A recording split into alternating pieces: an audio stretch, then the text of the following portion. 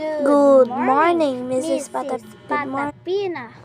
Morning class, ako ang inyong bagong teacher ngayon, si Mr. Patapina. Okay po, kayo dyan, hindi ko dapat manalaman kung nag-i-istroyan na kayo kasi masama talaga.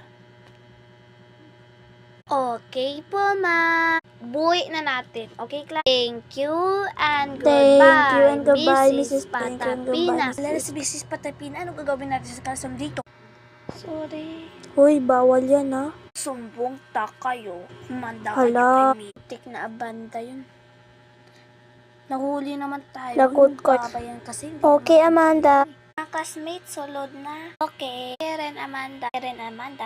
Okay. O sige guys, kumuha kayo ng one sheet and paper. Yes, excuse me pala, binabala kasi nila kanina ni Hero, miss. May binabalak sila kasi sa iyong magbuhi liwat, miss. Humanda kayo. Kung ang inyong binabalak sa akin, ito, humanda kayo. Kaya ito yung bibabalas ko sa inyo. Hindi naman Miss, namin hindi yun sinasadya totoo. yung Nagsinungaling siya. humanda kayo. Nagsisinungaling si Amanda. Uy, Amanda, hindi Uy, naman Amanda. kami binabala kayo. Totoo ba yun, Hero? O, miss, naghihimo kasi silang mga istorya Hala, para tapat Amanda. mapapapansin sila, miss. Amanda, yung may kasalanan. Bakit Hindi sumbong po, ka? hindi Totoo po. naman yung sinasabi ko. Hindi Alis sa po. classroom ko. Alis!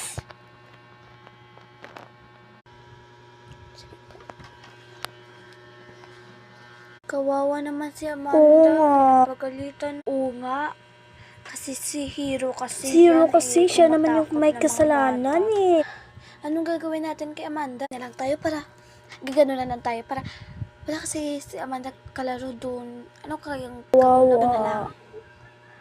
Nag-isip tayo ng para. Loy, napagalitan nila ako ni Miss. Kawawa na lang si Amanda. Oo nga guys, Gagawin natin, kawawa. classmate. Si Amanda kawawa. Magpasawa na lang tayo. Ang ingay nyo. Umalis kayo sa akin next classroom day. Alis!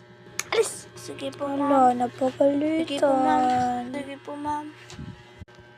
Bakit nandito kayo? Kasi Nandyan napasaway namin, kami. Amanda. Oo nga, Amanda, para wala ka kasing kausap. Oo. Bye! Sa huli na lang. Bye! Mag-comment lang kayo, part 2.